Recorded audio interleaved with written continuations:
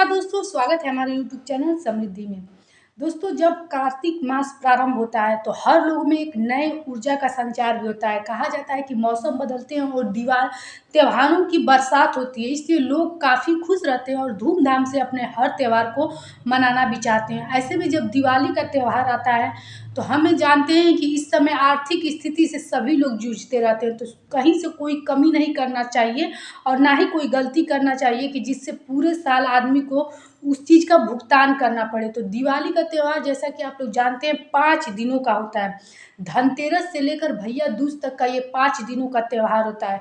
तो ऐसे में आप मेरे वीडियो को चेकआउट कीजिएगा और देखिएगा कि 5 दिनों का अखंड दीपक जला करके कैसे मनोकामना अपनी पूर्ति किया जाता है। कहा जाता है कि कार्तिक मास में दीपदान का बहुत महत्व है और दीपदान जब अलग अलग स्थानों पे होता है, तो जैसे कहीं पितरों की शांति के लिए, कहीं खुद की का व्यापार बढ़ाने के लिए, कारोबार बढ़ाने के लिए और अपनी आर्थिक स्थिति को मजबूत करने के लिए, कर्ज मुक्ति के लिए, ऐसे तरह तरह के हर स्थानों का दीपक का अलग महत्व होता है।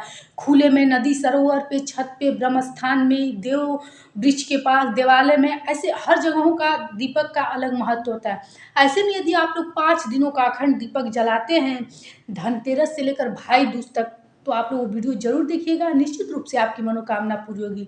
दोस्तों, आज मैं इस वीडियो में आप लोग को धनतेरस से भाई दूज के सभी नियम बताऊंगी और आसान विधि भी बताऊंगी कि किस तरह से। दोस्तों, जानते हैं ना, समृद्धि की वीडियो छोटे से छोटे लोग भी देखते हैं और बड़े लोग भी देखते हैं। तो मैं कोई आप लोग को ऐसा बड़ा चीज़ नहीं बताना चाहती हूँ कि जिस चीज़ को लोग करने में टूट जाए और भक्ति से ज़्यादा उनकी शक्ति लग जाए और जिससे कि आदमी की आर्थिक स्थिति परेशान हो जाए। तो मैं आप लोग को ऐसी ज़रूरी चीज़ें बताऊंगी कि शायद आप अपने घर में भी रखे हों और उस चीज़ से आप लोग पूजा कीजिएगा। देखिए, ज़्यादा इधर उधर के चक्कर में नहीं पड़ा जाता है। कहा जाता है कि मन में चंगा तो कटौती में गंगा। बहुत सारे ऐसे लोग होंगे कि ब्राह्मणों को बुला करके अपने घर दिवाली के दिन पूजा कराने की भी स्थिति नहीं होती, क्योंकि मतलब लोगों को इतना मांगने की वो होती है कि लोग सोचते हैं कि उतना देंगे कहाँ से। तो जैसा कि मेरा ध्यान हमेशा उन लोगों पे रहता है कि जो लोग अपनी स्थिति, आर्थिक स्थिति से परेशान रहते हैं, वो कैसे पूजा करें, कैसे माँ लक्ष्मी की कृपा पाएं। देखिए, नियम जो होता है वो यदि आप लोग सही विधि से करेंगे तो कहीं कुछ त्रुटि नहीं होगी और जितना लगन आपका अपने घर की पूजा में रहेगा, शायद उतना किसी का नहीं रहेगा। लेकिन हवन अगर आप लोग नहीं कर पाते हैं तो किसी ब्राह्मण के द्वारा ही कराइए और अपने विश्वसनीय ब्राह्मण के द्वारा कराइए। तो चलिए, आप लोग को धनतेरस के दिन की पहले सारी बातें बताऊंगी। कुछ लोगों का प्रश्न था कि दिवाली के दिन हम लोग नई मूर्ति लाएं कि पुरानी मूर्ति से ही पूजा कर लें, हमेशा नई मूर्ति लाना जरूरी है कि नहीं। देखिए दोस्तों, यदि आपके घर चांदी की मूर्ति है, सोने की मूर्ति है, तब तो आप लोग उसी को गंगा जल से स्नान करा के हर साल पूजा कर सकते हैं। लेकिन यदि आप लोग के घर प्रतिमा है तो प्रतिमा पे कही जाती है, जैसे जो कागज का फ्रेम लगा हुआ प्रतिमा होता है, उस फ्रेम पे हर साल पूजा नहीं की जाती है। ऐसे में आप लोग को मिट्टी की मूर्ति हर साल खरीदनी ही पड़ेगी। सबसे ज़्यादा पूजा में आप लोग जानते हैं मिट्टी के पात्र माने जाते हैं और मिट्टी की मूर्ति ही मानी जाती है। तो ऐसे में आप लोग मिट्टी का मूर्ति खरीद लीजिएगा और उसको अगले दिन, यानी कि दिवाली के अगले दिन, आप लोग निश्चित रूप से सारी पूजा की सामग्री जो हवन होती है या फिर मूर्ति सहित आप लोग विसर्जित कर दीजिएगा। क्योंकि पूजा या हवन के बाद इस चीज़ को ज़्यादा दिन तक घर में रखने से कहा जाता है कर्ज बढ़ता है, तो ऐसी गलती आप लोग मत कीजिएगा। तो ऐसे में आप लोग, जैसा कि मैं आप लोग को हम बताई हूँ पिछले वीडियो में भी, कि धनतेरस के दिन ही इस बार आप लोग को मूर्ति भी खरीद लेना है और दिया वगैरह, जो भी कलश यदि आप लोग रखते होंगे तो कलश के लिए भी जो भी मिट्टी का यदि करवा रखते होंगे, कलश रखते होंगे या फिर किसी पात्र, धातु के पात्र का रखते होंगे, तब भी कोई बात नहीं है। लेकिन दिया वगैरह जो भी आपको है धनतेरस के दिन खरीद लेना है, क्योंकि इस बार दिवाली जो है वो रविवार को पड़ रहा है और रविवार के कोई भी मिट्टी या जलता हुआ चीज़ नहीं खरीदा जाता है। ऐसे में आप लोग सारी खरीदारी धनतेरस को खरीद लीजिएगा, कर लीजिएगा। क्योंकि फिर शनिवार के दिन भी कहा जाता है ना सरसों का तेल खरीदा जाता है, ना रुई बाती जो कि जलने वाली चीज़ें होती हैं, नहीं ईंधन संबंधित चीज़ें नहीं खरीदी जाती हैं। तो आप लोग धनतेरस के दिन इस बार सारी खरीदारी कीजिएगा। अब कुछ लोग पूछ रहे थे कि क्या झाड़ू खरीदना जरूरी होता है। देखिए दोस्तों, कहा जाता है कि यदि धनतेरस के दिन खरीदी हुई झाड़ू से आप लोग अपने घर की सफाई करें तो इससे दरिद्रता मतलब कि घर से बाहर निकल जाती है। इसलिए धनतेरस के दिन झाड़ू खरीद के, और पुरानी झाड़ू यदि आप लोग को फेंकना है तो धनतेरस के पहले फेंक दीजिएगा, न कि धनतेरस के बाद। क्योंकि धनतेरस से कहा जाता है कि लक्ष्मी माता प्रवेश करने लगती हैं घर में, क्योंकि नई नई सामग्रियाँ आने लगती हैं पूजा के लिए। तो इसके बाद से आप लोग झाड़ू मत फेंकिएगा, क्योंकि झाड़ू लक्ष्मी का वास माना जाता है। एक और चीज़ आप लोग पूछिए कि जैसे कि खरीदारी को लेकर के आप लोग पूछिए कि रविवार के दिन क्या क्या और चीज़ें आप लोग नहीं खरीद सकती हैं। देखिए, वस्त्र खरीद सकती हैं आप लोग, रविवार के दिन वस्त्र खरीद सकती हैं देवी के लिए, आसन खरीद सकती हैं। अब मैं आप लोग को आसान विधि बता रही हूँ कि क्या क्या चीज़ें यदि आप लोग अब तक नहीं खरीदे होंगे तो धनतेरस को खरीद लीजिएगा। देखिए, दिवाली की पूजा में सबसे बड़ी बात है कि आसन एक ले लीजिएगा। आसन पे ये चीज़ अपने आंगन में किया जाता है। दिवाली का पूजा मंदिर में अपने मत कीजिएगा, आप लोग बीच ब्रह्म स्थान में किया जाता है। इस चीज़ का ख्याल रखिएगा। ब्रह्म स्थान में आसन या लकड़ी का कोई मतलब कि आप लोग के पास पीढ़ा जिसको कहते हैं, उस पे बिछा करके आसन को, और उस पे सिर्फ लक्ष्मी गणेश जी की मूर्ति रखिएगा।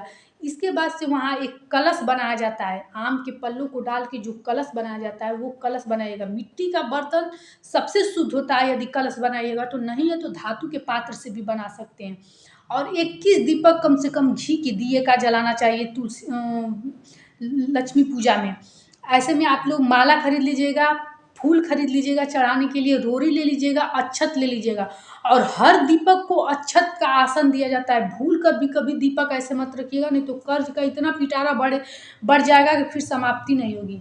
पूजा में जैसे पेन रख लीजिएगा, घर में एक दो मतलब कि ज्वेलरी भी है तो सारी ज्वेलरी रख दी जाती है। ऐसा कहा जाता है कि सब धन आप समर्पित कर रही हैं लक्ष्मी माता को। अब वह उसी प्रकार से उस जब चीज़ें वो तिजोरी में ले जाकर रखी जाती हैं तो कहा जाता है कि लक्ष्मी का अस्थायी वास होता है। तो जैसे कि मैंने बताया कि कौड़ी हो आपके घर, गोमती चक्र हो या फिर दक्षिणावर्ती शंख हो, तो सारे चीज़ों इस आसन पे रख दिया जाता है, क्योंकि इन सब चीज़ों में साक्षात माँ लक्ष्मी का वास होता है।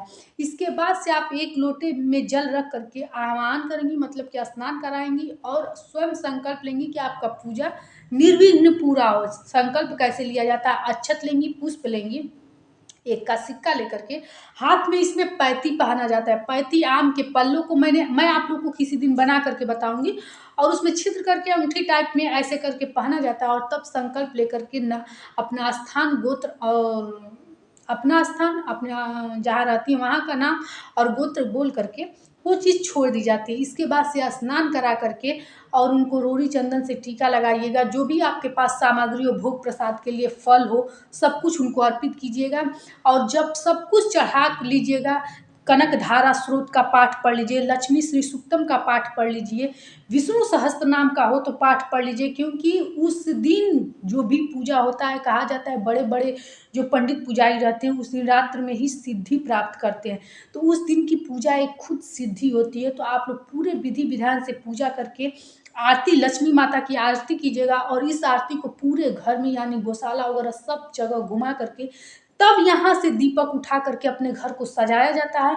और भी जो आपके गांव में देव स्थान है, हर देव स्थान पे, हर देव वृक्ष के पास, खुले आसमान के नीचे हर जगह आप लोग को दीपदान करना पड़ेगा। लेकिन ये 21 दीपक सिर्फ लक्ष्मी गणेश की मूर्ति के सामने प्रज्वलित किए जाते हैं।